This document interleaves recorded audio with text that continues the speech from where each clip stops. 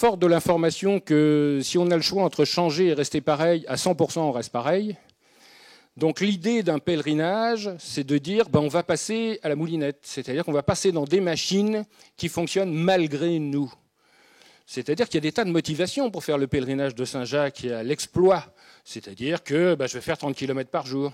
Il y a une vision religieuse, je vais trouver Dieu. Il y a une vision psychanalytique, je vais échapper à mes problèmes ou je vais échapper à moi-même. Et je pense qu'on part tous, enfin en tout cas moi, sur une voie initiatique pour de mauvaises raisons. C'est-à-dire c'est toujours des raisons qui essayent de me conforter dans ma réalité. Genre, on le voit tous les jours, je suis pas bien, tous les stages qu'on va faire, toutes les quêtes qu'on va faire, j'ai un stage de j'ai mal aux pieds, après j'ai un stage de je suis pas bien dans ma maison, après j'ai un stage de on m'aime pas. Donc on voit que finalement, on veut pas avancer sur un chemin, on veut juste être conforté dans sa réalité. Mais il faut savoir qu'un chemin initiatique, c'est surtout pas ça.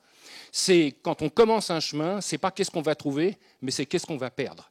Et la réponse, c'est tout, même la forme. Est-ce qu'on est prêt à ça? En aucun cas.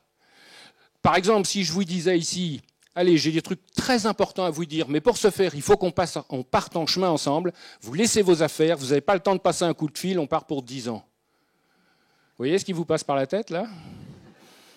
Tout ça, c'est ce qui nous retient dans le monde. Ça ne veut pas dire que c'est une mauvaise chose, mais ça veut dire que si notre vie devient le choix des contraintes, évidemment, la voie de liberté, c'est un peu un problème. Donc, on peut penser que les anciens ont mis sur un chemin des espèces de machines qui dépassent notre propre entendement.